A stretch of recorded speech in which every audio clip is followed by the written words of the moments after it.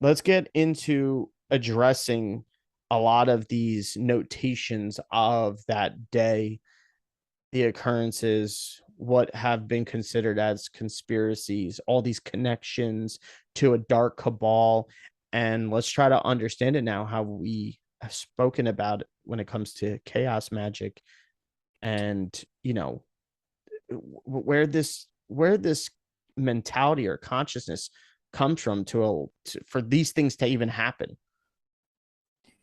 Yeah, well, I mean, it starts simply with conspiracy itself, right?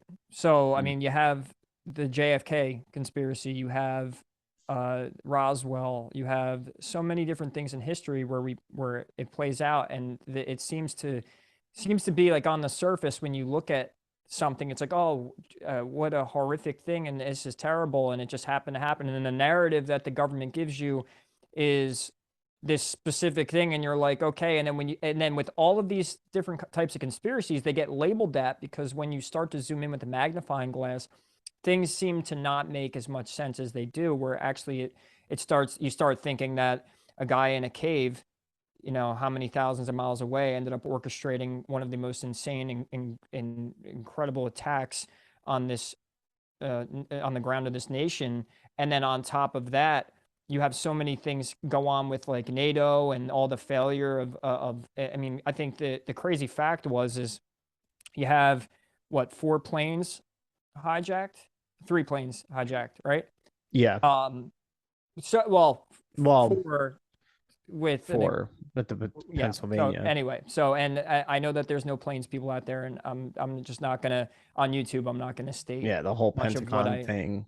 yeah. Well, I think we all know, if we've thought deep about that, is why we'd be asking questions on if that was a plane or not. So, and I'm sure maybe through this conversation we could reflect on it, but basically we had this impossible attack that happened to America on that day, where there's so many different things that had to be coordinated. And I emphasize the word coordinated to have it go down the way it did. And then on top of that, on top of not only three buildings collapsing and a lot of the main narrative not making sense at all, because in history, no buildings have ever fallen like that from fires and from planes hitting them. But you also have other pieces of evidence that just don't add up when it comes to Shanksville and when it comes to what happened to the Pentagon, right? So it's fishy off the top just on a physical observation type of level, right? But then when you go deeper into this, you start to see all of the symbolism. It just gets more and more creepy as you look at it, where you have in the Freemasonry, you have the two pillars, and you have certain things in the tarot called the Tower and the Hanged Man, and specific occult symbols that are very, very, very, I guess, popular in the use of occult. And in chaos magic, if you were to go into that, if you would learn occult, you would see that these things are absolutely, like, almost they're a need to know. If you're doing tarot, you have to know these certain cards, and if you're doing certain occult work, you have to know astrology and all of that. So when we put the pieces of the puzzle together, they don't fit, not only on the physical view of it, but on more of the mental view of it, on the spiritual view of it, because so many dots start to connect that in fact was an absolute ritual, a ceremonial chaos magic ritual. And we're going to prove that with at least the right to be this suspicious about it and to assume that this is what happened through the evidence we give through this conversation. So it's from the numerology, from the gematria, from the astrology, from the Freemasonry type of symbolism, the esoteric symbolism. It's, you take that magnifying glass and you start to see things you didn't see before. And this is what ends up happening, by the way, when you start to allow yourself to investigate. It's not because you're becoming some conspiracy theorist, or you're not part of some cult, or that you're just a fucking dumbass with no time, and that you're just absolutely fucking ignorant and stupid, and that you're like, oh, I just want to be against the government, and I Mm. just want to cause anarchy and chaos. Rebel without a cause. Yeah, exactly. Hmm. Yeah. But also then if we want to solve this mystery, we have to then go beyond just the physical occurrences, because I think most of us know what doesn't fit right on that day. But do a lot of us know what the esoteric implications of that day are, and how we could see things on a deeper level? Yep, absolutely. I mean, I think unless you had a specific place you wanted to start with, maybe did you have anything that you wanted to bring up that we can kind of dissect a little bit now when it comes to, maybe possibly, human intervention, or just is this some sort of thing that's supernatural type of intervention? I'm not going to call it divine. I'm going to call it supernatural. Well, I mean, we could take the main narrative and kind of, in a way, rip it apart, or connect it to specific things. Me personally, because I love this aspect so much, is I love the synchronicities Mm-hmm. and the symbolism that plays out, and the fact is we can maybe see this as it could be either or. So I would like to present the evidence that it could be either or it could even a mixture of both. So I do have a keynote presentation kind of in place to start with, and we can kind of go from there. And Yeah, we can kind of, let's do that. And this way, if there's anything that's left out of if there's anything left out of it and stuff like that, I'll show it after for the sake of you know, yeah, viewing purposes. yeah. Well, and I could just warm up the listener Sure. Yeah. and to where we're going with this, because in all honesty, it's not probably the easiest thing to present without, once again, sounding like a conspiracy theorist Mm-hmm. or a wacko. So let me just get this up real quick. So we'll start with a quote from William Shakespeare. And William Shakespeare, well, supposedly. So he says, all the world's a stage, and all the men and women are merely players. They have their exits and their entrances, and one man in his time plays many parts. Now you could take that in many ways, spiritual implications, being pawns and pieces on the chessboard and all of that, but we all have our roles. And I emphasize the fact that we're players in at least the minds of, say, a fraternity like Freemasonry, because they live by their main philosophy is the checkered board. That's why you see the checkered board in so many places. So we are merely all players.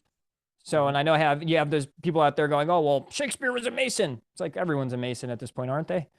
So some just notable things that have happened in the past that seem to line up. And we could say, is this, you said leave the divine intervention out of it. It's really not. Could it be that certain things just happen in history where they repeat themselves in a cycle? Or could it be that there's this group of people that know these things and they've been around for thousands of years, and they're picking these dates on the Gregorian calendar and saying, oh, we'll just pick that date and do this and that, and we'll line them up, and it's all one big puzzle for everybody else to figure out. My own opinion on that, I mean, it kind of, like I say, I sit in the narrow path where I say I kind of don't know, but I could see how it could be more of a natural historical, because I know about astrology and I know about cycles. I could see how things have the tendency to repeat through vibrational dynamics and through consciousness. But to think that this ritualistic stuff has been going on that long, where they would plan this that long ago and then do it again, Gio, I mean, can you see Yeah. what I'm saying? Yeah, I can't get on that wavelength, but and more so is what we know about numbers and patterns when it comes to all of life creation, the universe and everything. I think more so kind of there's a lot of the synchronicities. We're going to try to look at it from that understanding, if we are in a binary type matrix that, you know, it's not necessarily random, that there is, you know, Simulacrum. yes, and there's a connection to these things. It's why you may see numbers repeat and stuff, and understand it from a frequency state, and that almost it's that reflection. Right. Right. So is this organic, or is this inorganic? Or is this a co-creation in a sense? All right. So we have Tisha B'Av I'm going to go into these, but you have the Jewish temple in 587, the destruction of the Jewish temple. The temples technically, but 587 is when the first temple was, I think, technically destroyed, which was also called Solomon's temple. You also have the Flight 87, which crashed, and it was, I think it's Saint Domingo or something like that, and it was right near a place called Ozama, a river called Ozama, Ozama. So yeah, just using the numbers and all that, we'll go a little more, but what are the odds, right? The Flight 87, and then what do we call the guy who is supposedly in charge of it all, right? So Osama, just another weird synchronicity. And then so we move on to Clifford's Tower, which happened in 1190, 1190, opposed to 911. This attack was it was in Clifford's Tower, and it was in York, England. So on 1190, we have an attack on a tower in York. And then we have the Twin Towers, which happens in New York on 9/11. So starting at Tisha B'Av, we have an event dated 587 to 586 BC, which was, like I said, the destruction of Solomon's temple. The first temple destroyed by the Babylonians, and the second temple was destroyed by the Romans under the Emperor Titus. It was an end in an era, actually, in Jewish worship. World War I was initiated on Tisha B'Av, which also sets the stage for World War II and the murder of 6 million Jews. Wow. So to me, like I said, you can immediately probably conjure up a few specific theories off the top of your head on what you think goes on here, where I think a lot of people lean more towards that 3D aspect of seeing it as a play out of human intention, right? But we're also talking about almost 1,000 years in that. And so the planning, I mean, you ever try and plan something out and it could be a week later and the plans just don't go the way they go? For me, the odds of them arranging a destruction of a temple to bring down the Jews in 587 BC, which actually, sorry, so that's over 1,000 years. Dummy. We got 2,000, my God, right? I wasn't even thinking about that. So you have so many years pass and this thing plays out where you have 2 temples or towers destroyed to end an era in Jewish worship called the Solomon's Temple. And I add that Solomon, Saloman or O-N, is the name of World Trade Center Building 7. 7, yep, the Solomon's building. The Salomon Brothers building, yep. Right? I think that's what it's called. Yes. So you have the destruction of Solomon's Temple. There are 2 temples, 2 towers. And due to religion, which initiates all this chaos and all this war and all this stuff. Now, anybody out there, could that be arranged? Could that have played out over, I mean, thousands of years and all of that? Like, to me, this is where I sit back and I start to reflect and I go, I think there's more to it. Yeah. I think things tend to be a little more, I'm not using the word divine, but supernatural, I would metaphysically orchestrated. Yeah. See, the way I kind of see that is like, no, it's not like, oh, we're choosing this date, this flight number and all that stuff to do this on this day and whatever, initiate this. But we can kind of look at this as, once again, that memory pattern, that there's an act and it sends a ripple through time and space and creates its own energy. It kind of replicates this energy throughout time, and this ripple is going outward. And therefore, when, there was an intention behind these destroyings of the temples and the attacks and everything, and it ripples out through consciousness. And we could see that it had a lot to do more so on the religious stage, and because of that, and whether it was to destroy a religion or to go, whatever, to implement a new religion, whatever it may be, that's like the conscious intention behind it. So the only thing I could see is maybe now when we're talking about 9/11 and even, World War I and II, they're initiated, and the things that the events that occurred there. When it comes to 9/11, could this be the fact of this is the natural order of the universe, that such a frequency has been put out, and a culmination within consciousness that was acted out, that sends a memory ripple throughout the ether, that when go more so to present, not present day now, but present day then, of not of the day of 9/11, that it now is maybe that intention was there, in some sort of way through human consciousness, that allows all of these, so say, numbers and synchronicities to add up and connect like that, because it was a an event that occurred. It was witnessed. It was Charged perceived. too. Yes, Charged with emotion and intention. exactly. So therefore, if just the right, certain, there's a degree to that, which we're going to get into, but, if there was like, hey, we want to do this, whatever it may be, let's just say, create a one world religion, destroy all these other religions and stuff, to let them know that they don't have control over it. Yeah, there can be, vulnerabilities that are intentionally happening to allow such an event to occur. But to pick specific numbered flights for some reason, and the certain days and all that stuff, that's the thing we have to be skeptical of, and just to understand that it can just be the fact that because it was that initial intention of what is to happen, that's why we're seeing the universe speak a language back to us and showing us the connections.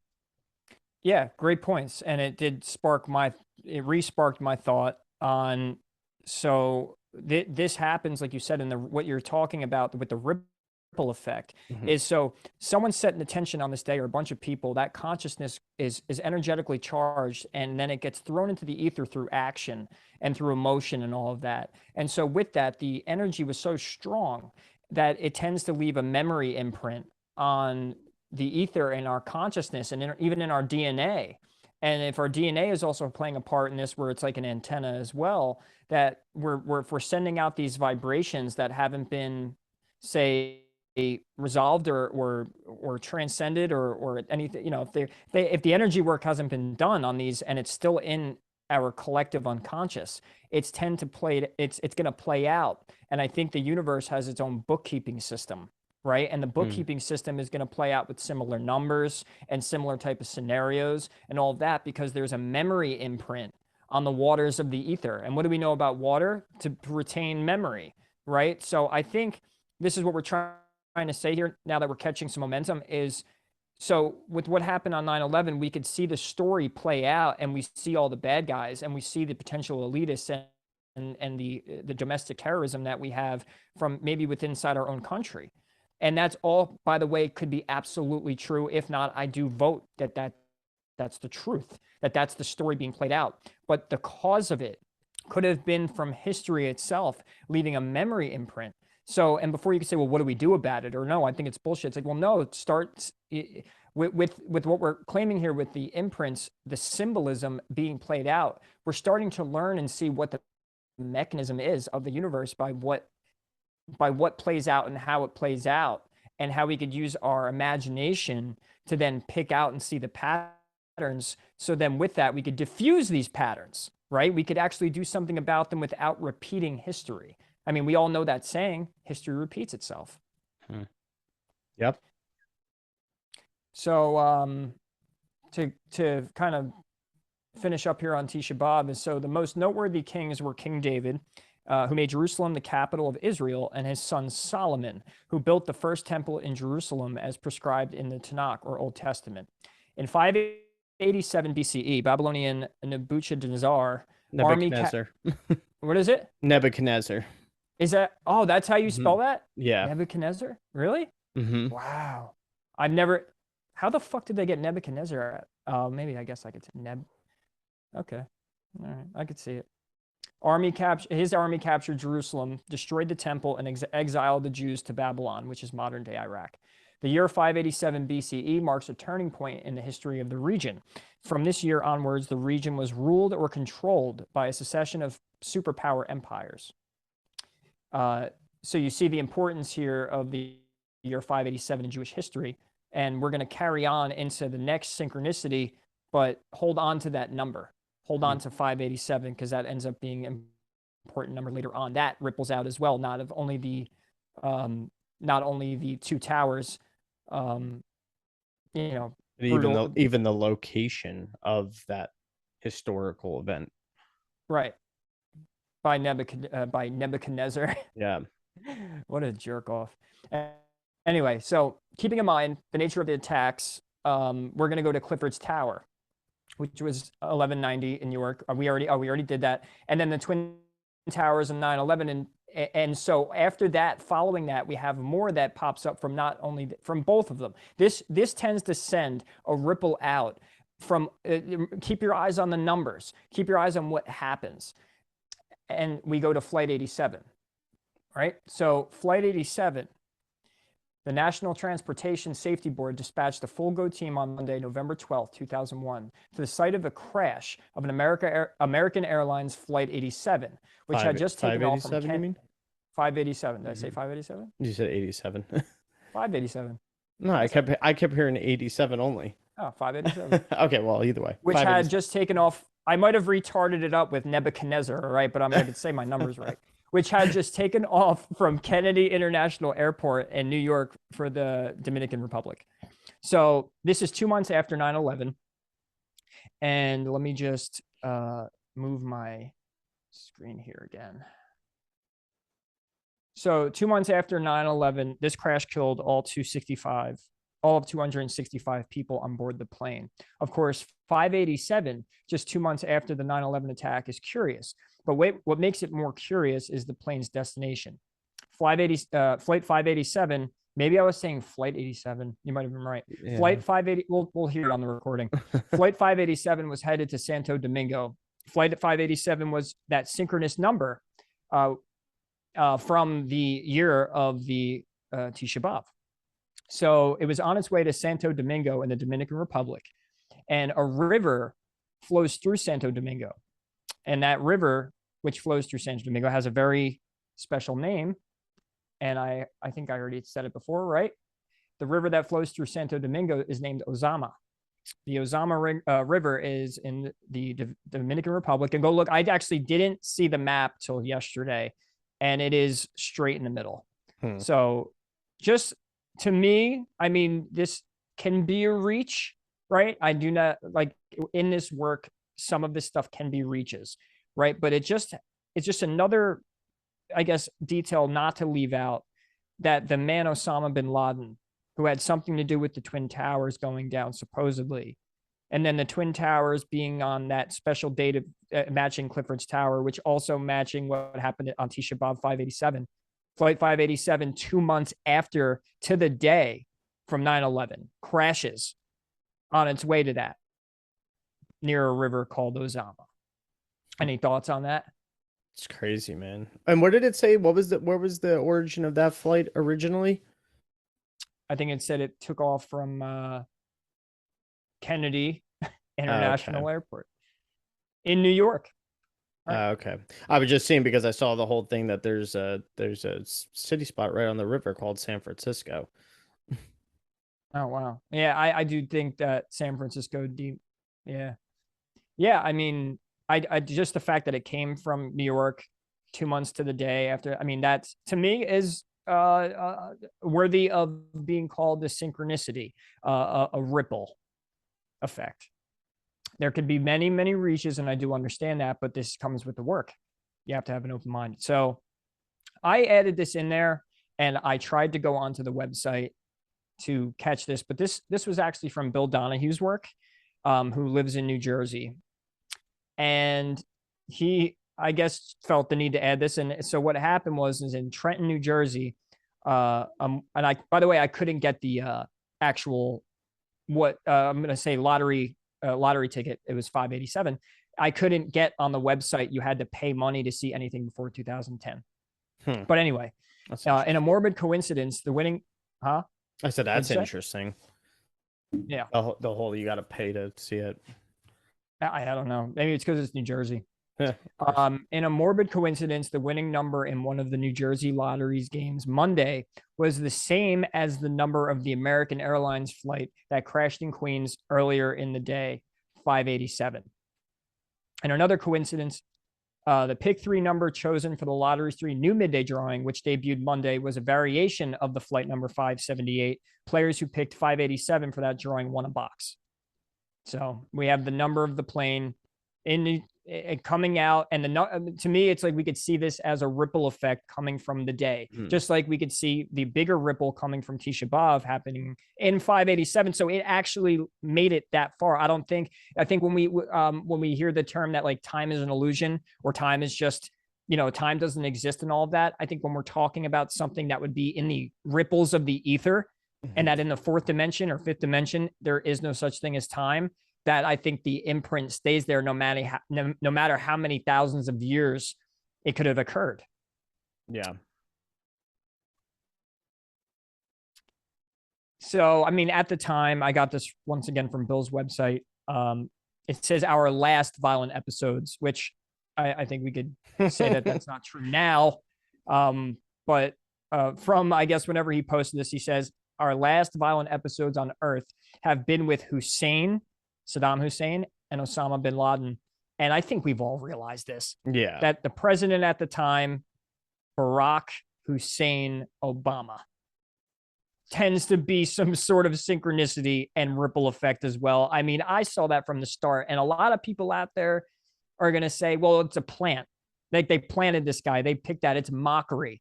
And I won't deny that. I will not deny that it's mockery. It could be part of some magical fucking weird fetish that these people have.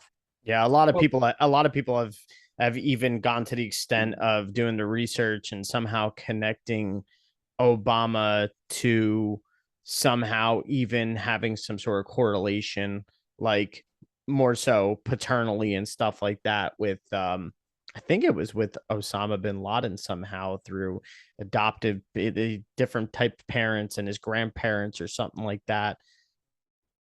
Okay. Not only that, because Osama bin Laden was also a CIA. What do you call it?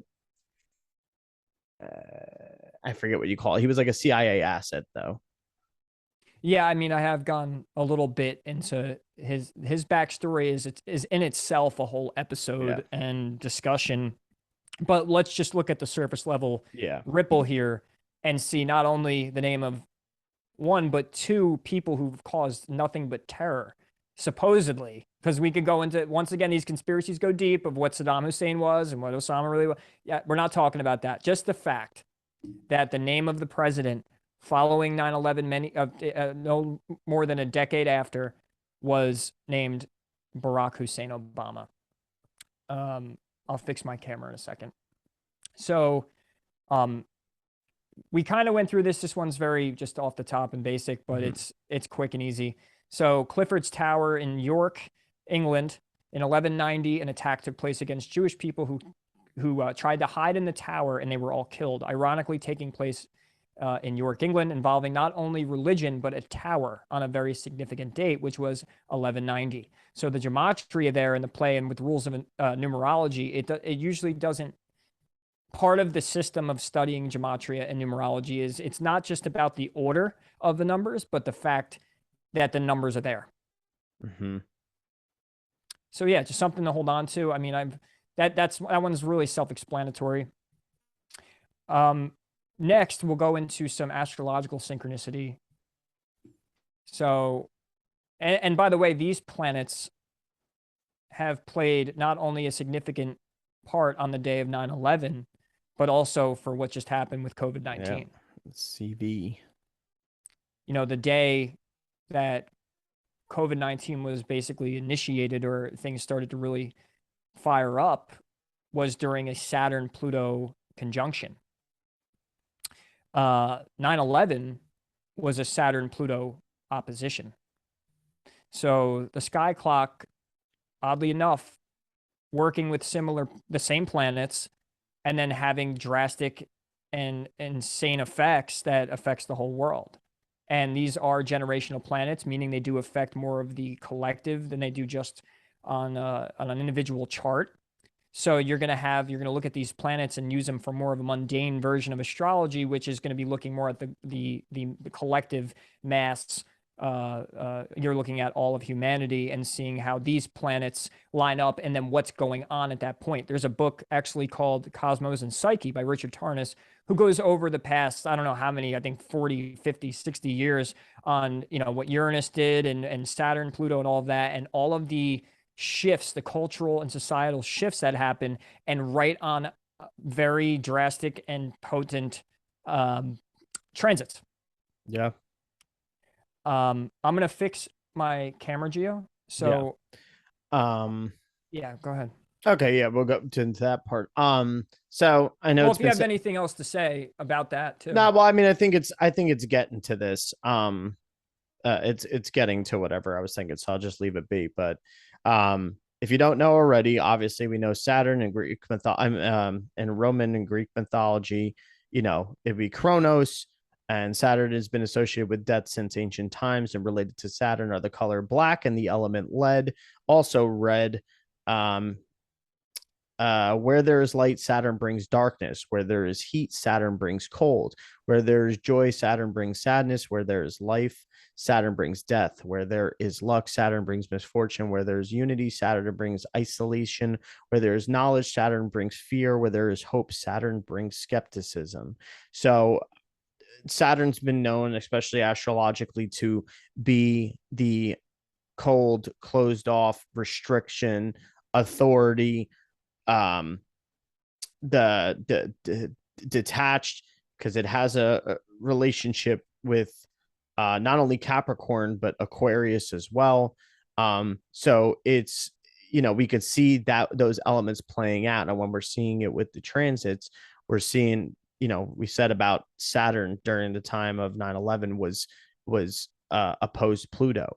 And I don't want to go into any further into the astrological point because I feel like that's already in there, I'm sure, as far as like the signs and everything, which I know we'll digress more. But then you have Pluto being Hades, the underworld, destruction, transformation. It's the god Pluto was known in both Greek and Roman tradition as the ruler of the underworld and became casually interchangeable with Satan as an embodiment of hell, the planet of the same name, thus viewed as a fairly nasty character. This isn't meant to demonize, planets or astrology in any sort of way. And once again, you got to have the discernment of the good and bad thing that we said earlier. Yeah, I mean, this is kind of the way I obtain this knowledge from more of it's called The Most Dangerous Book in the World, and it's explaining the dark ritual magic that could have happened on the day of 9/11, and this was more of a segment from it. But when you look at archetypes and we look at astrology, what we're seeing is like I just said the word, we're looking at archetypes, right, which has a higher version and a lower version or expression.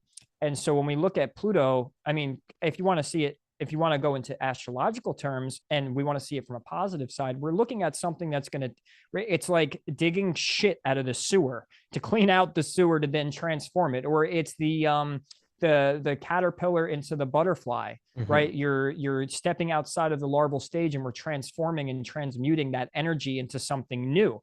Now, if you really think off the top more of on the more, say if we're thinking alchemy, but we're also thinking dark magic, there would be a perfect planet, say, to perform a ritual like this because the energy is that of transmutation. And we could go deeper, and we will go deeper into the chart of 9/11 and even the US Sibly chart, which I have.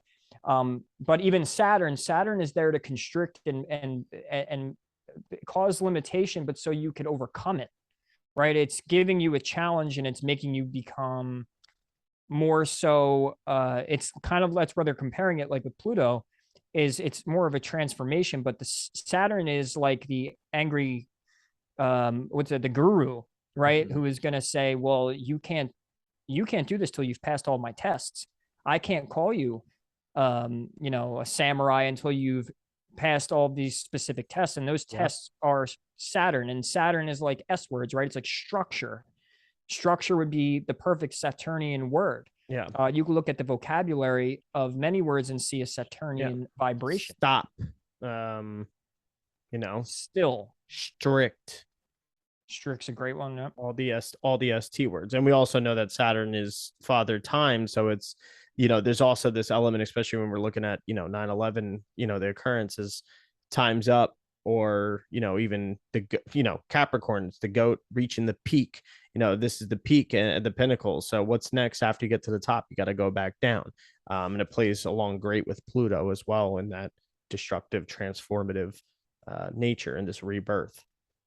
Right. And then you could see how if you take these two planetary archetypes and you put that energy into human consciousness, into the consciousness of the whole planet, what you're seeing is that these could be alchemized in a certain way. So the people who have the knowledge and the wisdom to know that this sky clock does have the effect that it does on human consciousness, and what it could do is send out ripples, just like Tisha B'Av and all of that, where if you do things on a certain date and the energy is just right, now it's primed, right? It's primed to actually do what it wants, what you want it to do. And that's where that whole thou shalt wilt thing is, because when you understand the workings of metaphysics and astrology and all of else that's included in the occult, you're now able to create your own ripples in time and have the effects, the desired effects that you need. But knowing who does the ritual does not, it's not solving the problem of the fact that it's been done and how it's been done and how it works. Hence our emphasis. Yeah. But there's an element of, you know, awareness and preparation, you know, not saying you got to prepare for some catastrophe. I mean, but hey, I mean, there is an understanding that, hey, you know, the the cosmic the cosmic clock is showing that there's a potential for something, and there's ways that it can mentally prepare you, physically prepare you in some sort of way. But I do also think that there is, you know, maybe some physical beings and you know that are able to influence things by understanding that there is a perfect time for something, and that, you know, that it's almost like a portal is opened up to set that intention into. Perfectly said. Right. And so, but this is where when you get into understanding it all, what was actually more of a divine or fatal type of occurrence where it's meant for the evolution of human consciousness, and almost the matrix itself wants to play it out in this way. Is it just that divine calling, or is it the fact that we co-create with this divine energy, and that it's our job to understand these things to then work with the energies? And when the wrong people have that power and understanding, and then you have the masses who does not, who wants to stay in ignorance and doesn't want to look into this stuff because it's either evil or occult or this and that, once again you're denying the possibility that this is the power. The understanding of these things is understanding how the realm works. It's like what they did with the weather, right? They built certain technology to predict the weather, and then now on certain days you know when things are going to happen or have the potentials to happen, and with that understanding now you get to either grab the raincoat or wear shorts or put on sweatshirts or this and that, because you know, or with more important things like what entails on your work day and all that other stuff, and when things can be done because the weather is now forecasted, where astrology plays the same role but in a higher version of it, right? We're looking at the forecast of energy. And with that, we could choose to do things on those certain days through the knowledge we've gained and the foresight that we have. And so, if we want to talk conspiracy and we want to talk people that are doing things against humanity, you know, for the harm of humanity and for the gain of their own power. Well, it doesn't. It reverts back to this stuff isn't evil, but how it's being used is evil. Yep. So knowing it is empowering us. Gio, you want to take the reins on the Sure. astrological influence of this? Yes. The astrological configuration of two planets in particular interest when considered the occult rituals that occurred on 9/11. Saturn was in near perfect opposition to Pluto when the events of 9/11 took place. In astrology, opposition is seen as a very powerful force, similar to how magnets attract each other with polarity. On 9/11, Saturn was in the house of Gemini, which is represented by the twins, so the twin towers. Saturn itself is representative of material power in astrology, trade center, buildings, that Saturnian structure. In regards to Saturn's opposition that morning, Pluto, we can see that Pluto was in the house of Sagittarius. Pluto is seen in astrology as representation of rebirth through destruction. So that could be the New World Order through global war on terror. The house of Sagittarius is seen in astrology as a representation of foreign culture or travel and religion. So that can be the Islam clashing with the Western world. And to also add on to that, in hindsight, you have that the symbolism of Saturn Pluto opposition really does accurately describe the tragic events that occurred. There's this ruthless religious extremists, which would be the Pluto and Sagittarius, and using aircraft as projectiles. Sagittarius is the archer and it's the arrow to destroy, which would be Pluto. The twin towers we said is Gemini in the financial Saturn, heart of a large city, which is also can be Gemini, damaging many other buildings around it. Still, the buildings we have is Saturn, transforming Pluto, life as we know it, slowing the economy down, Saturn, that restriction and everything slowing down, inhibiting travel, Saturn in Gemini, and paving the way for major increases in security, more authority, that would be Saturn.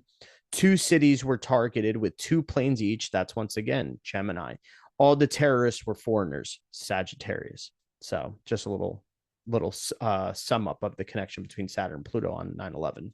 Yeah, yeah, no, see, and that's so you perfect because you took the archetypes and you built a story around them, and you could see the fact that the day. So this is where the debacle is, right? It's like, okay, they may have chosen a perfect day to do the ritual, and it doesn't deny the fact that they did certain things to our own country, but also the fact that there is a lot aligned in that chart that says that the tendencies of that.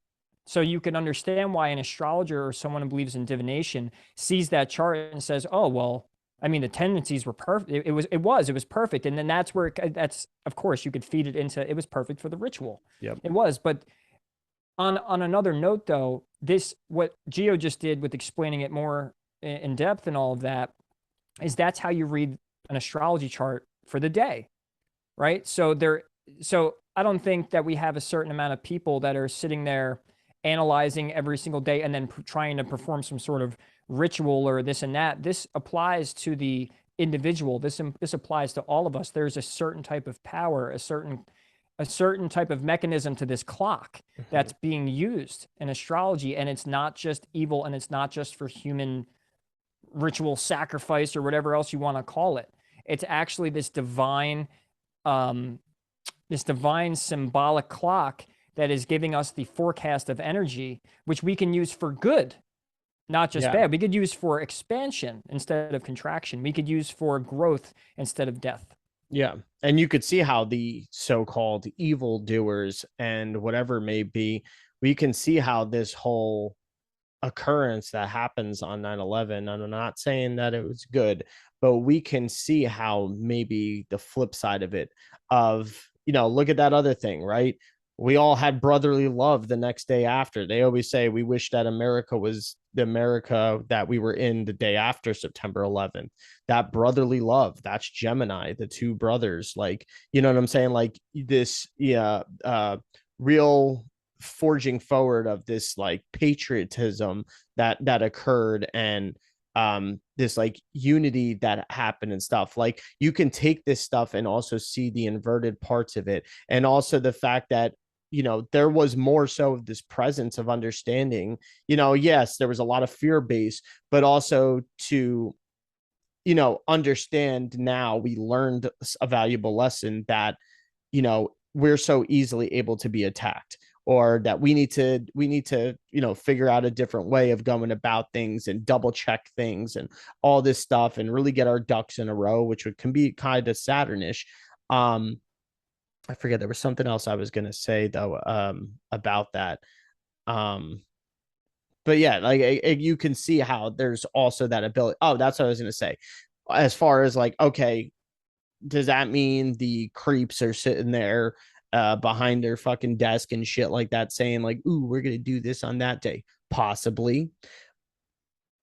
Or like planning it for that day. Or is it also the ability that there is this, there's an ability and an access to a stream of consciousness in the collective consciousness, and it can be used one way or it could be used the other way. And the occurrence of these things kind of happen in so more so a sense that as this was coming up, they were tapped into as well, and basically, people are the actors acting this stuff out. Once again, it's that access to this portal and this activation point. Especially, by the way, unconscious people, where I Yeah. do think the people that attain the knowledge and the awareness that there is influence from the stars and influence from places beyond just our 3D realm is you could transcend the stars. You could, in a way, use it to your advantage. Mm-hmm. And the evil might have its grip on that and utilizing specific days. And this one, it seems to be a little more obvious that obviously there's a little more orchestration to it all. But other than that, though, there's still that ability to see this information and then transcend it and use it for good. And I think that's the emphasis. And I don't hear enough of that emphasis, at least more even in the conspiracy community, where astrology is almost too much of, I don't even want to say too much, but it's just that a lot of them are closed-minded to things other than just maybe the individual mundane stuff in reality and all of that, where there is bigger things going on. And it would make sense to me, by the way, in a time where Pluto right now currently is transiting Capricorn. Yeah. So it's transiting Capricorn. If Pluto is death, rebirth, transformation, bringing up all the gook and the shit from the depths and the secrets and all of that, Capricorn rules our structure. It rules our government.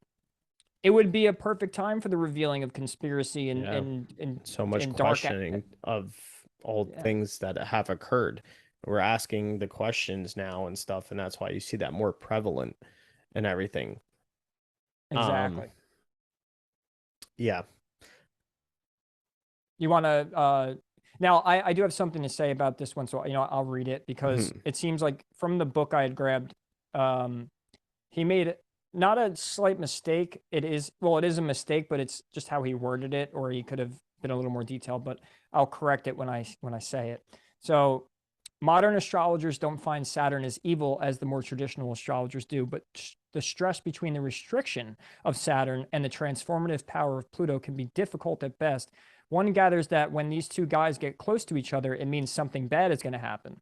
And on 9/11, where they had their confrontation, apparently wasn't a good thing either, as there was a sensitive and critical placement of the Pluto-Saturn opposition with Pluto, the planet of death, rebirth, transformation, in the 12th house. And here's where my correction is. Now, if you look at the chart, Pluto is actually in the first house.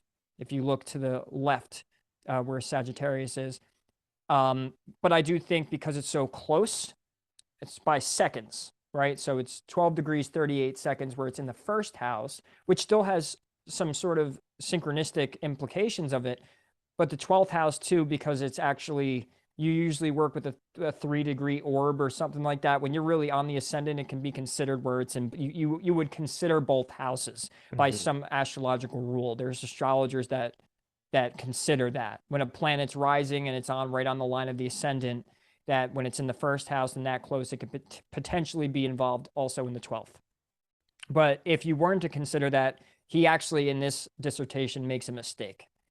So anyway, the planet of death, rebirth, and transformation, Pluto, in the 12th house, which rules darkness, secrets, and imprisonment, the 12th house, and Saturn, the planet of death and limitation, in the 7th, which rules our country's relationship with others. The astrological interpretation then would go on something like this. The two lords of death came too near each other in a couple of astrological houses that amplified their malevolent characters or whatever, which made it a great day to sacrifice 3,000 people to the Prince of Darkness. Mm. So also, That's if you the look at the first house, it's the house of the I am. It's the outward expression being in that first house too. right. Yeah, you can make it make sense for both. And the darkness, secrets, imprisonment, all that, I get that. But more so is, and this guy, by the way, is very I forget it. I think Bain was his last name. S.K. Bain was the name of the author. You don't He understand the power of my darkness. Fucking Bane. So, so he tends to be a little more. He hates on kind of everything in the occult. He sees it as evil. This is one of those people that wrote this that was more like almost, even if you noticed, mocking, and I didn't really read it in that way, but houses that amplified their malevolent characters or whatever he put, you know? Nice. So, and I think he's more taking it as more of the physical, where it's like, oh, these people pick this day doing the ritual, and this is what they've symbolized it as. So this is what it would be a perfect day by their standards. When yet, no, he's misinterpreting the fact that actually, to astrological standards, that's technically a way you can interpret it 100%, like naturally by astrological rule. Yeah. The stage was set. 100%. So, I mean, just another, like I said, is this a synchronicity? Is this more of kind of the universe playing out in the story that it wants to play out in? And this is just how it happened. And it was a needed thing for humanity. Was this the catalyst? Was this, and if so, people who believe in God out there would probably call this evil and it's the work of Satan. But could it have been the catalyst? And do I want to vote that? Absolutely not. Right? I don't want to say that the universe picked this day and this needed to happen for humanity, but who knows? We don't know.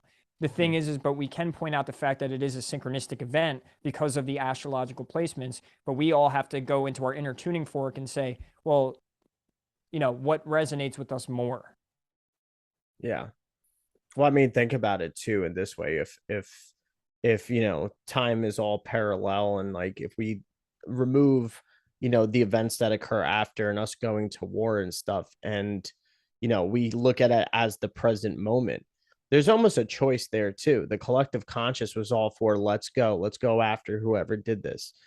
In a way, if there's no time, that choice was already made in the hearts of everybody before the event even happened, if you think about it, because if time's not linear in that case. So therefore it's this collective choice of being like, yeah, everybody was all for war at that point. Everybody, nobody hesitated for that shit, and it was just kind of like, yeah, we need to do that. So I'm saying it as like, say that event after, right, of everybody choosing that, and 9/11 happened afterwards, everybody was like, yeah, like we need to go get whoever's responsible and go to war. Yeah, Is there an alternative choice that maybe could have been in the minds and the hearts of everybody before even the events and stuff, and even after, but during and afterwards, of this needing for revenge and stuff like that? Obviously, yeah, I'm not saying that like we shouldn't have done anything, but we all agreed and catered into trusting all the powers at work to be like, yeah, this is what we need to do. Oh, Iraq, sure, let's go. When really the narrative was not that for the responsibility of what happened. So it's and almost like this predestined or determined motion and thing that we all collectively agreed on too, in a sort of sense. And could if there's be. a God, and right, if there's God, God already knew that we were all going to agree to that. And that's the way, absolutely, that we have to consider that it could work. Mm-hmm. We can't just take things off the table. I think that's the argument here, right? Mm-hmm. It's like, let's stop taking things off the table, because with proof like this, that this is more of this orchestration of just the matrix itself, or that it has this predetermination because of our, almost like our consciousness, like maybe our level of consciousness as a collective, almost morphing reality into something like that day because of the fact that where we're at, and almost like it's like a wake up call. And ironically, by the way, I see that Neptune is in retrograde conjunct the south node of the United States as well, which Neptune also rules deception. Hmm. Yeah. Ironic, right? Yeah, very. I remember something I was going to say before too about the whole, understanding the use of this knowledge and everything too. Like in the biblical stories, you know, there was a prophecy that, and there was a known fact that a Messiah was going to be born. And we knew that there was going to be signs. And not that it was like, Messiah is going to be born, but there's no signs, right? No, there was a sign. There was a certain cosmic sign and the Star of Bethlehem, whether you want to say that's a Jupiter Saturn conjunction or whatever it may be and stuff, or even that whole thing what we saw before about the Jupiter Regulus thing, right? No matter what, that's just goes to show like there needed to be an understanding of the signs, there needed to be understanding of the times and what people that needed to look towards them. Because also in the opposite sense too, there was also the killing of every firstborn because there was a known fact that the Messiah was going to be born. So if nobody knew the knowledge, right? If we're taking the literal sense of the Bible and stuff in that say, then it's like, well, nobody was looking. So the Messiah is born and nobody knows who to protect and who needs to get out of there and whatever. So the Messiah isn't killed. And there's no sort of way that all of the Bible could have happened when it comes to Jesus. Right. Yeah. And it just brings a whole new level of awareness. And now we can start seeing outside of our bookends, which I emphasized last week. And when we do that, now we're looking at everything with a new lens, which leads to new realizations, which can lead to a better quality of life and more so of this an increasing speed of evolution, because we're then starting to remember what all of this stuff was and what it actually means instead of taking it on that dogmatic level. Yeah. So to finish that up, it says, as a method for securing blessings for their undertakings, occultists employ the practice of selecting favorable dates and times for their endeavors, which is called electional astrology, which, by the way, just not occultists like this. That's an astrologer thing too, as well. Like I said, this is more from that book. And this is, you're getting kind of the perspective of someone who sees this as nothing but negative and a ritual. And I wanted to bring this to the forefront and show people what someone thinks is just thinking it's just a ritual and it's just a conspiracy, where yet we're trying to break it down as, let's not take other things off the table because there's enough evidence to say that we live in a synchronistic universe that ripples out in time. Yeah. So this is a branch found in most traditions of astrology in which a practitioner decides the most appropriate time for an event based on its astrological auspiciousness. The most commonly used and distinctive form of election is the ephemeral election, which involves selecting a date based on the position of the celestial bodies in the sky at the moment of the event. The horoscope for any given moment shows the general trends, alignments, planetary strengths and weaknesses, etc., and whether success or failure is indicated. Astrology speak sounds like absolute gobbledygook to most people, but to many occultists and astrologers swear by the use of astrology for their purposes, saying then that on that day of the attacks, transiting Pluto was within 17 minutes of an exact conjunction to the U.S. ascendant at 12 degrees Sagittarius doesn't mean jack shit to most people, and fortunately we don't have to figure out what this statement means, but we do have to push forward into the astrology of 9/11 to try and make some sense of it, in which we already kind of have. Yeah. And on the human intervention standpoint too, we do know that there's many famous, powerful people with it throughout history that consulted astrologers. Right.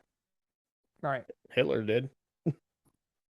Well, and that's why I really have to look more into his chase into the occult, and I think it can reveal a lot of pieces to the puzzle of what he was really after. And if you, like I said, you look at a lot of this governmental stuff that goes on, and you see, and you look at the symbolism, and you look at all of this that we're showing you, and this isn't even like this is the tip of the iceberg, man. I mean, like, this isn't a full-blown, this wasn't meant to be just a full-blown presentation, but this was to bring things to attention and things to mind and into people's minds on, hey, maybe you should maybe look a little deeper and just stay away from the biased mindset and see things from more of an open mind, because this specific area is so emphasized in government, the occult and astrology and everything else, but emphasized as something as evil, when yet hide things in plain sight, right? They could be hiding the power from you by, if they are doing all of these things, if all of it or most of it is orchestrated, and it's not just, it's human intervention and not just more of the structure of the matrix and time itself playing out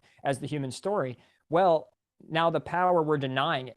So that's why emphasizing the point of, we're showing you the synchronicities because of this fact. That, do you think that they could orchestrate all of this?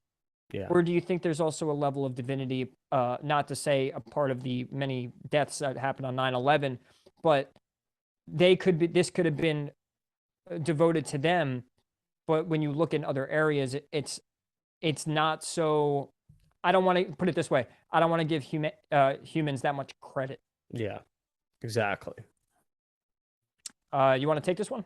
Sure. So, in the gematria of it, in Kabbalah, the central belief in God created the world with language by combining the number with the letter with the word. This is expressed in the foundational text of Kabbalah, the Sefer Yetzirah, or in English, the Book of Formation. In its opening paragraph, it states in reference to God creating the world, He created His universe by three forms of expression: numbers, letters, and words. What did we say before about words create worlds? This Right. belief about creation from the Book of Formation is in line with the beginning of the Holy Bible, which begins with Genesis, where God speaks the world into existence over the course of six numbered days before resting on the seventh day and making it holy. If you have not read the story of creation from Genesis, God begins each day by making a verbal command, and God said, then bringing something new into the world, from light to water to land to stars to the sun and the moon to plant life to living creatures, etc., before concluding with his last creation, mankind, who is brought into existence in the 26th verse of the Bible on the sixth day, and both numbers, for very specific reasons, we will reveal.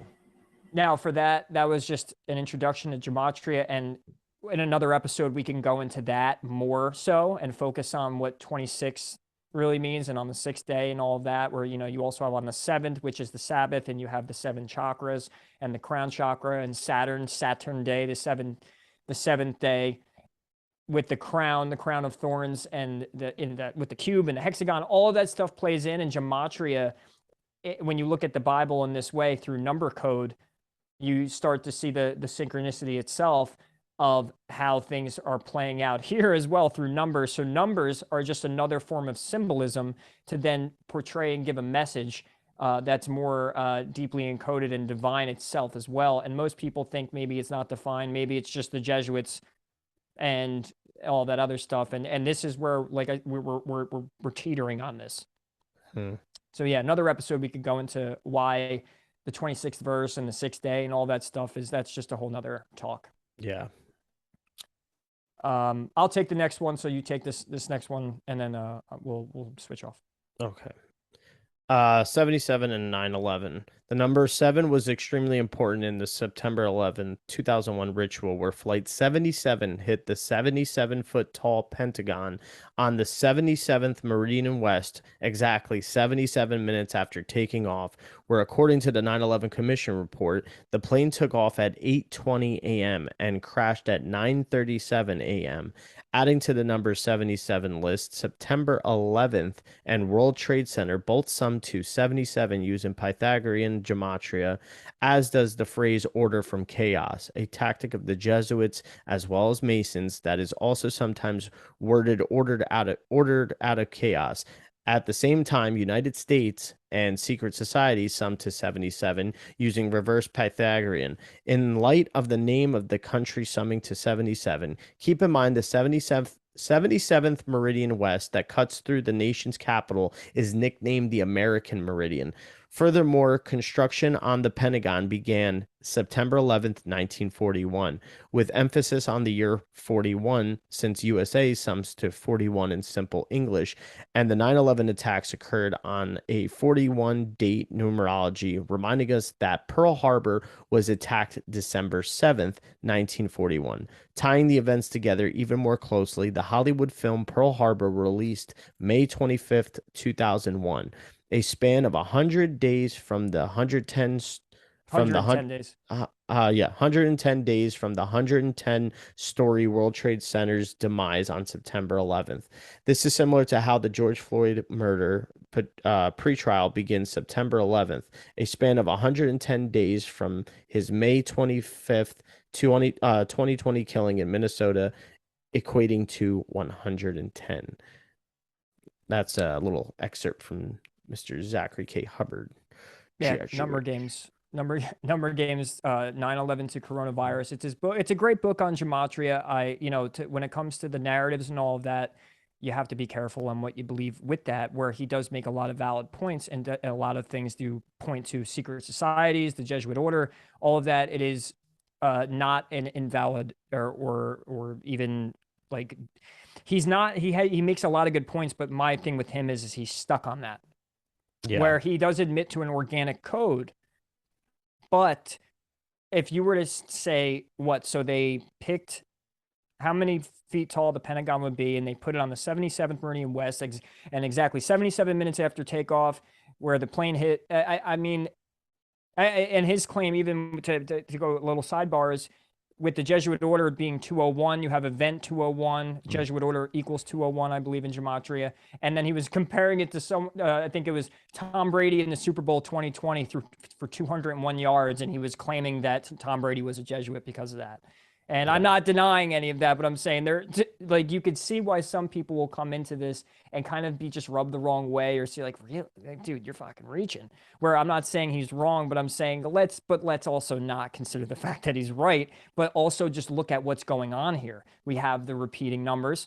I mean, the odds of this being orchestrated are insane, but I'm not saying it's impossible, but there is some sort of ripple going out. Gematria is just another way to communicate with the universe, vice versa, and showing you that everything's connected and that we live in a fractal universe. So Gematria plays a big part also on the day of 9/11. Yeah.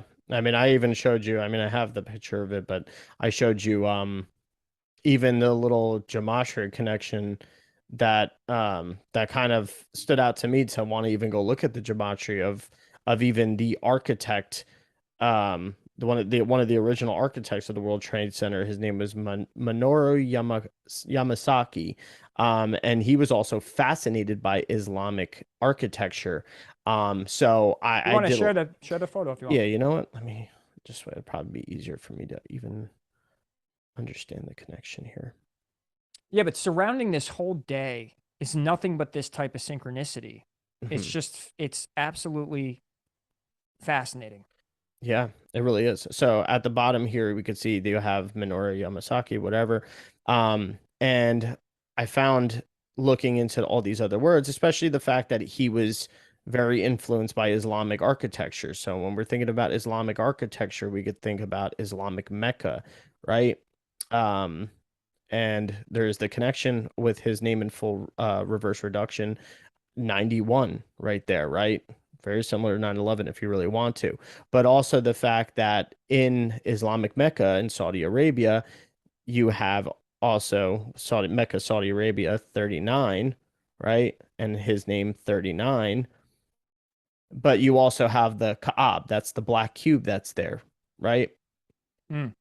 And he also, where's the connection here? The black cube also has a connection to being of the World Trade Center. Where is it? Cubes at the top. Okay, yeah. So cube, right? 77, World Trade Center, 77. And we know that it also, we were talking about Saturn, and there's a lot of Saturn connection on top of it too. The Kaab, 21. There's the hexagon shape of the storm on top of Saturn, which is a cube, Mm. 21 in Chaldean.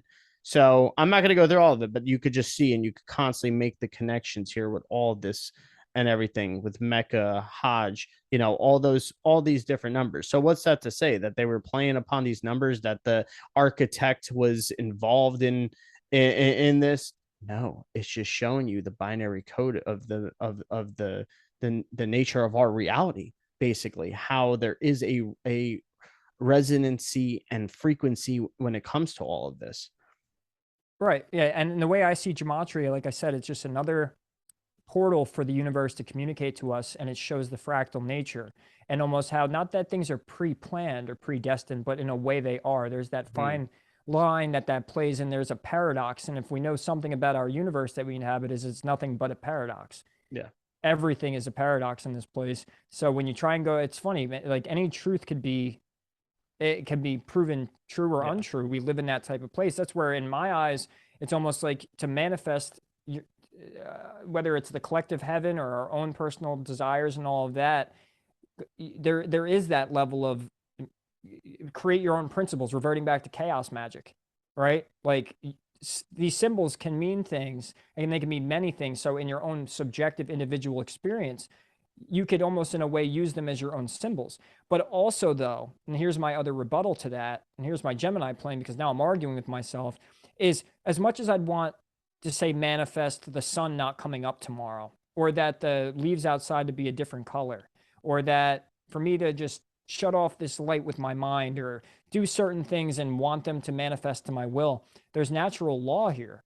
Certain things do just mean certain things, by the way. You know, I do think that there is natural definitions that we just can't deny. So you have the human concepts of things, and then you also have, I think, more of an objective reality to things as well. So when it comes to something like gematria and all that, and even everything in the occult and magic, you're dealing with fine lines. You're dealing with paradoxes. It's not just all the logical mind will not have a good time in magic and the occult if you are just strictly left-brained. If you're just in the rational mind, you will not have a good time with this. You think it's all bullshit and all stupid and all that. But that's because I won't say you're lacking, but in a way, I'm going to say it for the lack of better phrase or all that, you are not, and you're undeveloped. I get underdeveloped, or you're not focused in the right side of the mind, which is imagination and emotions and open-mindedness and things like that, and tuning into things, because the occult is nothing but just using that left brain kind of, but you're using the right more to tune in to see patterns and to use the vibrational reality more than the logical material one. Yeah, you're missing the key how to turn that into, this overall awareness, but also learning how to unlock that self-awareness too, through using all the examples and watching this and perceiving it happening. Right. So, and then there, as you can see, there's almost prerequisites to going into this knowledge if you really want to understand it. And if you want to blow it off and say it's not too much for me or this and that, that's okay. That's understandable. But you got to understand that if you want to know what powers are being used against you, it's all pointing. I won't say it is, but it is all pointing to this stuff. So if you don't understand it, you could be that person in the water with the sharks and be attacked at any point in time, and it doesn't matter what you believe. I'm almost done with my end of that presentation. We'll kind of go through it quickly and just talk it out and just get it over with in a way, because we're almost done, and I think the listeners get the point. And then you did have, I think, your article and stuff that you wanted to just show, and go over, right? Yeah, I'm debating if I should just make that maybe a separate short video or something. Yeah, I mean that works. Absolutely. So we'll pay attention to the listener, make it more digestible. Sure. Yeah, we can finish up this presentation, kind of have our thoughts, and we'll call it. This did go. I mean, it's a lot. Right? Yeah, there's a lot of information, and it's here for free, and you don't see a lot of the culmination of how being this type of information being expressed in this way so much, where you get the astrology, the gematria, the occult, the conspiracy, the truth seeking, the metaphysical, all in one shot in one place. So we're trying to ground it, right? We're not tied to a specific group or community, where we are just for exploring the truth and seeing things from multiple perspectives and trying to figure out ways we could really grasp and connect it to everybody, or as many people as we can, so we can at least open the minds up of people. As even if your mind's cracked a little open from this, if you didn't make it to this point, or you think you have other views, I mean, once again, if you have other views, leave it in the comments or tell us what you think and all of that. But on the other end, we can understand how this could be overload. I mean, and I say it again, where Matt McKinley had said on camera, he's like, you try and get up and talk about this stuff. It's not, especially because with us, say, and let me emphasize this, is we're not just talking astrology. We're not just talking magic. We're not just talking about one thing. We're not talking about just esotericism, anthropology. We're trying to be bridges to all of it. And so stick with us, because as time goes on, I'm sure we're going to improve our delivery and what we bring and how we distribute it and all of that. With this specific topic, there's just so much that it's like we had to handpick things and try our best to make it as short as we can, because we know the attention span's out there and we're right there with you, programmed to be like, okay, get to the point. But it is extremely good information. And if you have to sit through 3-4 sittings and listen to this, and then also contact us and have questions and stuff, we're here for you, and try and help us out too. If you have anything that's helpful to the presentation or what we're talking about, or other insights, we're open to it. Yeah, trying to unify all these fields of thoughts and topics and everything, because if we can if we can show that that's possible and that's what, really can be done and for what benefit, imagine, with this topic, imagine what we could do with so much else using all this knowledge and information when it comes to really things that we could get down and personal about ourselves and humanity. Well said. So to finish all this stuff up, so we just talked about the gematria, we talked about some symbolism, and I have a few more things on symbolism, but the effect on the culture, and I would call this a cultural synchronicity that followed 9/11. And to me, actually, because I'm a football fan, I did notice this, and it is true when it comes to the emphasis on Tom Brady and the Patriots. So, for a bit more on entertainment and pro sports being used as a part of the cabal's web of deceit, mockery, and misinformation. Think about the New York Jet, Mo Lewis, wrecking the New York Jet, Mo Lewis wrecking the quarterback, Drew Bledsoe, of the New England Patriots, who wore number 11, right after the September 11th, 2001 attacks. This occurred September 23rd, 2001, 12 days after the attack, giving rise to Tom Brady, who still wears the number 12 all these years later, and the New England Patriots in the time of the Patriot Act. So not only do you have a football team called the New England Patriots, who end up basically beginning their dynasty and franchise, their franchise's biggest movement and all of that, right after a New York Jet crashes into the quarterback so they could build up a new one, right? So around this time also, then if you go look back, this is when the Patriot Act became effective, October 26, 2001. The Patriot Act basically gave the government rights to spy on you. We can go into that another time. So the Patriot Act was October 26, 2001, which was 45 days after the attack 9/11. This matters because Patriot sums to 45 with reverse Pythagorean, and New England sums to 45 in the same cipher, and also with regular Pythagorean gematria. Furthermore, the day Tom Brady took over the team, September 23rd, was the day leaving 99 days left in the year, and both New England and Patriot equate to 99 with simple English gematria. Also, the date the Patriot Act was enacted, October 26th, leaves 66 days left in the year, and Patriot Act sums to 66 with reverse Pythagorean. Let us not forget 66 is the 11th triangular number, and football is a game of 11 on 11. And September 11, 2001 was perhaps the greatest 11 ritual of all time. Ironically, that is in the other book as well, too, talking about Crowley and his obsession with 7 and 11. So, keep this in mind. Keep in mind this level of surveillance is right now is piggybacking off the Patriot Act installed after 9/11 that gave the U.S. government the right to track and monitor all of its citizens. Furthermore, the Patriot Act led to the collecting of untold bytes of data that are the phone calls, text messages, emails, library visits, bank records, medical records, etc. of its people. Also, keep in mind, this was done in the snap of fingers to those who were told their entire lives that they were free and protected from the government infringing on their privacy. And let us not forget, just prior to September 11th, Google was becoming a household name, and most people were getting small computers in their pockets that we call cell phones. It is this device specifically that has given Big Brother a way to peep into the lives and communications of its people. And I think, by the way, we can all agree to that now. And it is the same device now in the wake of coronavirus that is being used to track our every movement. And it is this same device that is evolving with built-in AI that automates our tasks for us and answers our questions, always listening, and I repeat, always listening.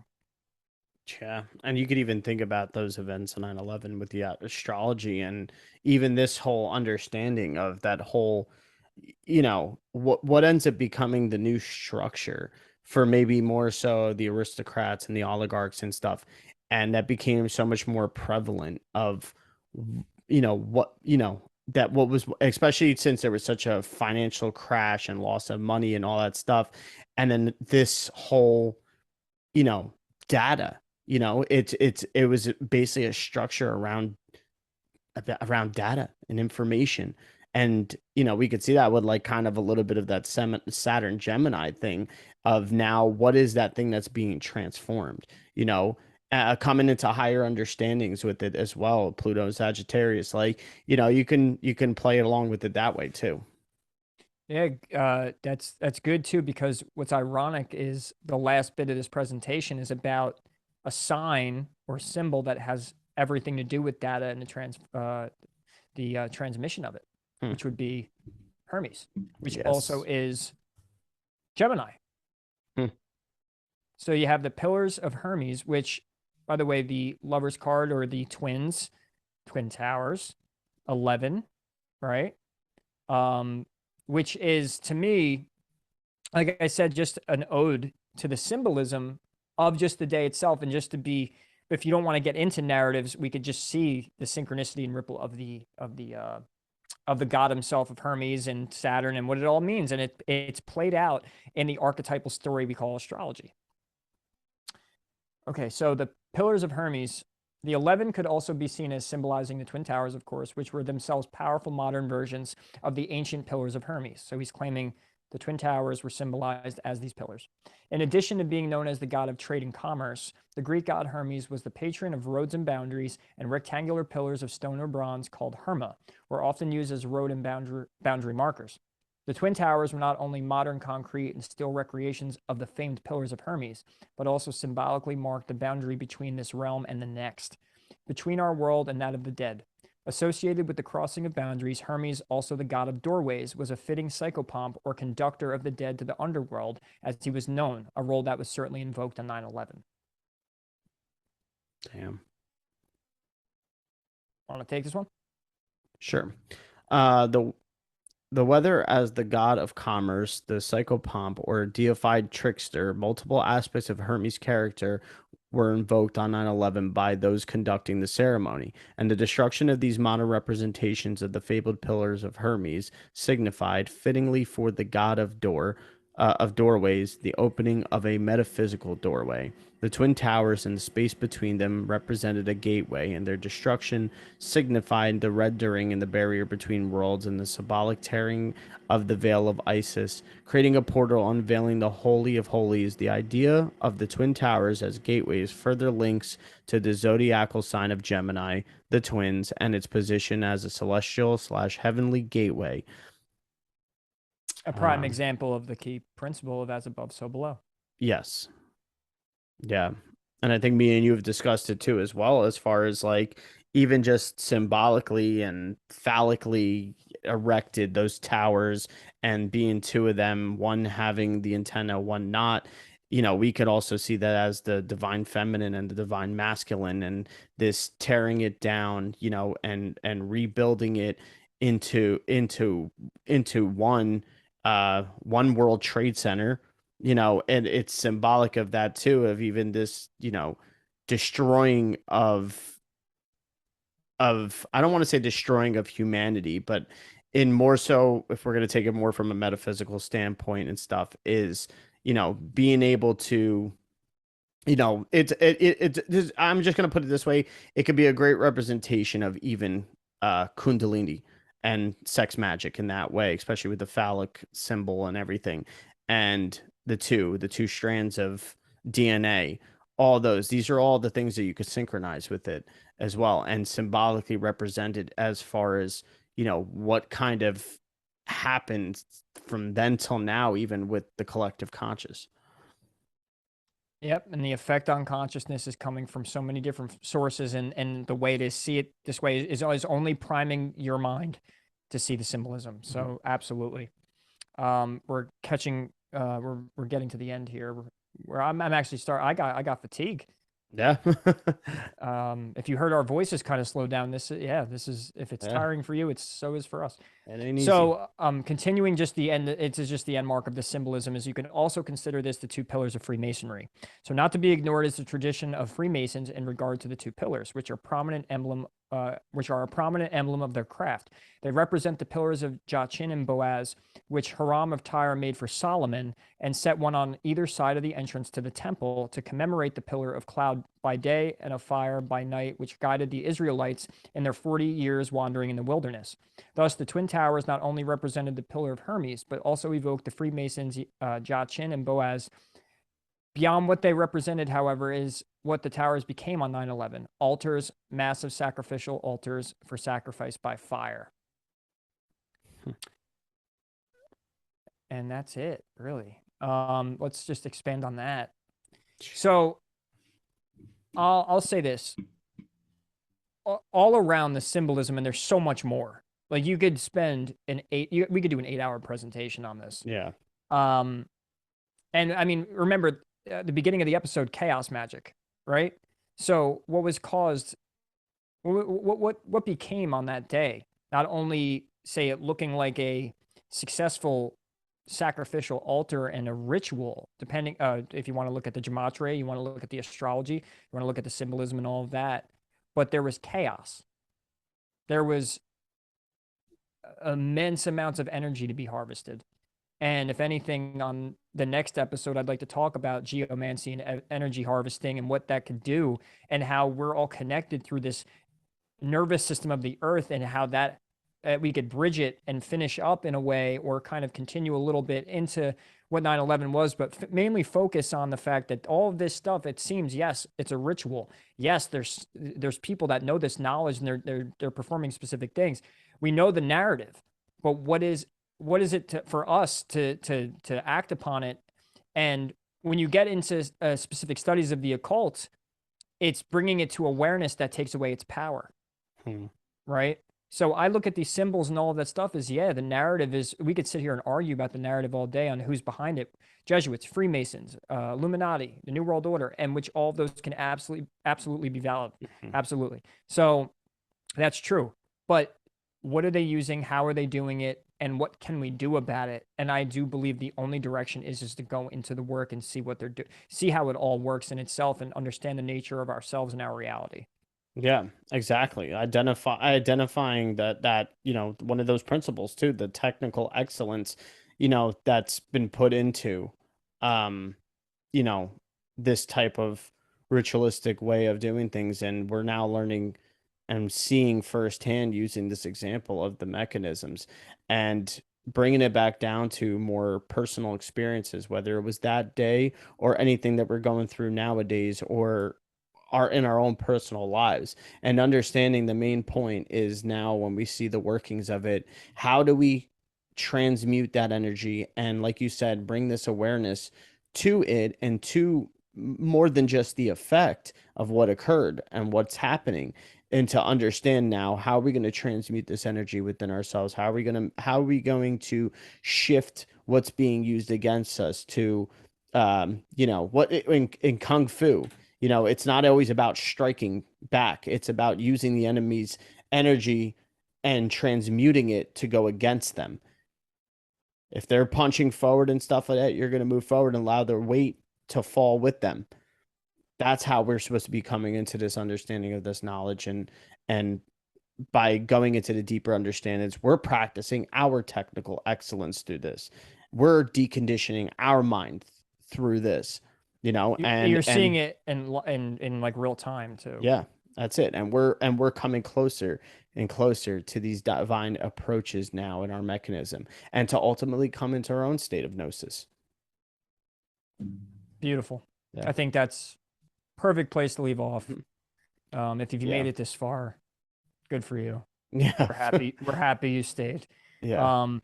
We're also, and just to even give people an idea of where we're at too, we're working on not only getting better at our presentations, our conversations, learning how, almost studying ourselves and seeing how we could better not only our content, but just the fact is we know how the world works. We know the speed that we all work at, and do we all have time to sit here for hours on end and study this stuff?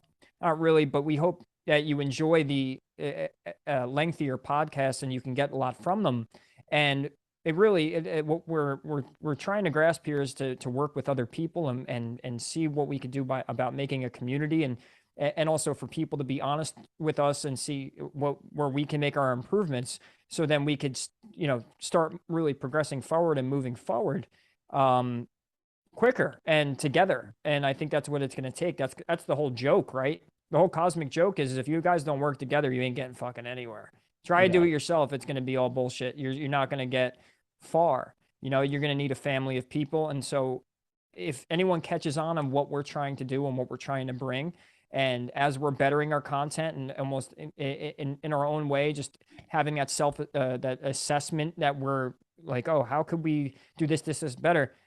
And as we're learning and doing all of this, any advice, any information, all that is absolutely welcome. And and if we're wrong at times, if we're right at times, if you have epiphanies, if you think we're being contradictory or stupid, be honest and tell us, and we're only going to take that and alchemize it into something better. So there's my piece on that. Yeah, we're definitely going to keep assessing how we're going to break down a lot of the information and the teachings and everything and stuff and the presentations on, you know, in all different types of, consumable aspects and different platforms and everything. But, your feedback on that definitely helps us to, kind of figure that out and see the shift of it. And obviously, the momentum, in order to gain more of the awareness of how to go about certain things, there needs to be a specific outreach and a momentum as well. So, we appreciate anything anybody does. We don't ask for donations, nothing and stuff like that. But, it's there in the link as well. But even just a simple like and subscribing definitely helps out in the comments. Definitely. And we would definitely want to hear everything that you know, comes from your perspective of this information or even how you can better learn and digest. All right. So, yep, like, share, subscribe, comment, do all that fun stuff. More, not only information, but more content coming soon. We're learning everything as we go. So we appreciate your time. We appreciate everything that anybody ever does for us, because we're still in a way at the beginning stages trying to catch that momentum, because we've just kind of rebooted after a long hiatus. So we love you guys. We appreciate it. And then until next time.